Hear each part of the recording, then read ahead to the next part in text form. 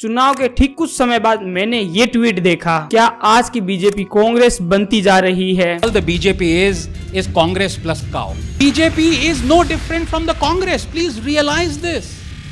Everything that the BJP is doing right now, everything wrong and everything right, the Congress has done it before. इसके बाद कई लोगों ने तो ये भी बातें बोली, मोदी मैजिक अब फेल हो रहा है, बीजेपी 3.0 वैसे ही lack of energy, lack of motivation जैसा यूपीआई 2.0 था। क्या मोदी मनमोहन सिंह के अंदर तब्दील हो रहे हैं? और क्या आज की बीजेपी लगातार कांग्रेस बनती जा रही है? बीजेपी एक तरीके से वॉशिंग मशीन बन चुकी है, वर्लपूल और सर्फ एक्सेल का धंधा करने की कोशिश नहीं कर रही। बीजेपी आरएसएस और संघ की आइडियोलॉजी, लीडर्स की जगह नॉन हिंदुत्व पार्टी जैसे लीडर्स को अपने लीडर्स के अंदर इंजेक्ट कर रही है। इसकी वजह से नॉन बीजेपी व नॉन आरएसएस लीडर्सों का इन्फ्लुएंसर लगातार बीजेपी के अंदर बढ़ता जा रहा है। इसकी वजह से बीजेपी अपनी कोर हिंदुत्व आइडियोलॉजी को लगातार खो रही है। अगर हम 2024 के चुनाव की बात करें, इनमें से जो 30% बीजेपी के जो कैंडिडेट है, वो सारे के सारे कैंडिडेट दूसरी पार्टी से बीजेपी के अंदर आए हैं। 37% लीडर्स एक्स कांग्रेस पार्टी से जुड़े हुए हैं। और कमाल की बात यह है कि ये सारे लीडर बाहर की पार्टी से आए हैं। कैंडिडेट्स के अंदर जो 70% कैंडिडेट थे, वो अपना चुनाव हार चुके हैं। इस वजह से आरएसएस लीडर भी नाराज हो चुके हैं। वो लोग ग्राउंड लेवल पर बीजेपी व आरएसएस के लिए सपोर्ट करते हैं। उनको चांस देने की बजाय बाहर वाले लोगों को चांस दिया गया था। इस वजह से आरएसएस वर्कर्स ने 2024 के यूपी चुनाव के अंदर कैंपेनिंग करना भी नहीं किया था। और जेपी नड्डा जो कि बीजेपी के नेशनल सिक्योरिटी है, उनके कुछ स्टेटमेंट से और ज्यादा आरएसएस के लोग नाराज हो चुके थे। एक्सप्रेस से जेपी नड्डा ने कई मुद्दों पर बात की। इसी दौरान उनसे आरएसएस को लेकर पूछा गया। सवाल ये था कि पूर्व प्रधानमंत्री अटल बिहारी वाजपेयी के समय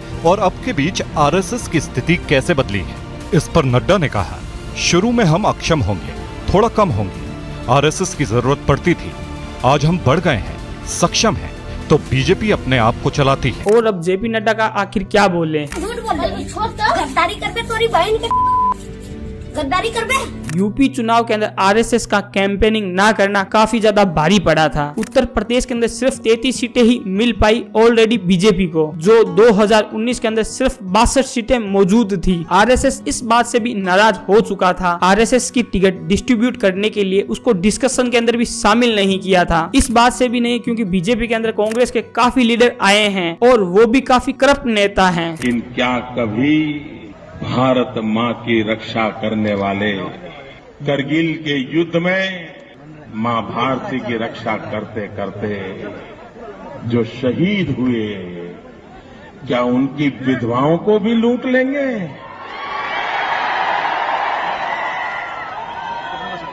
सवाल ये मुंबई की एक इमारत का नहीं है।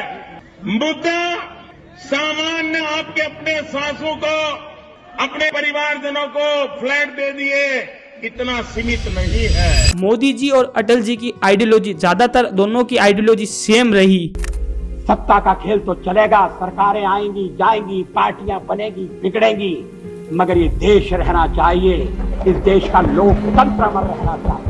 कांग्रेस के अंदर एक से बड़े एक करप्ट नेता भरे पड़े हैं। बीजेपी को वॉशिंग मशीन इसीलिए कहा जाता है, जब कोई दूसरी पार्टी का लीडर, जब इनके ऊपर कोई करप्शन का केस चल रहा होता है, वो जैसे ही बीजेपी को ज्वाइन करते हैं, उनके ऊपर ये केस ऑलरेडी गायब हो जाते हैं। फॉर एग्जाम्पल अजीत पवार के ऊपर केस चल रहा था, जैसे ही उन्होंने बीजेपी ज्वाइन की, वो केस एकदम से रुक गया था। अशोक धाव के ऊपर भी केस चल रहा था, जैसे ही उन्होंने बीजेपी ज्वाइन की, वो केस बंद हो चुका था। हेमंत विश्वा शर्मा के ऊपर भी केस चल रहा था, जैसे ही उन्होंने बीजेपी ज्वाइन की, वो केस गायब हो चुका था। एक रिपोर्ट के अकॉर्डिंग 23 ऑफ आउट 25 लीडर्स जो बीजेपी के अंदर आए थे, उन पर ईडी व सीबीआई की जांच चल रही थी। जैसे ही उन लोगों ने बीजेपी ज्वाइन किया, ये सारे केस होल्डिंग पर चले गए थे। बीजेपी चाहती है कि कांग्रेस को पूरी तरीके से खत्म कर दिया जाए, इसीलिए वे कांग्रेस के सारे अच्छे लीडर्स को अपने और अंदर ले रही है, ताकि वे किसी दूसरी पार्टी के अंदर ना चले जाए और बीजेपी को घाटा ना हो। अब बीजेपी अपने फायदे के लिए कर रही है या किसी और रीजन से, आप मुझे कमेंट सेक्शन के अंदर जरूर जवाब दे सकते हैं। और इसी तरीके से अपना प्यार बनाए रखें।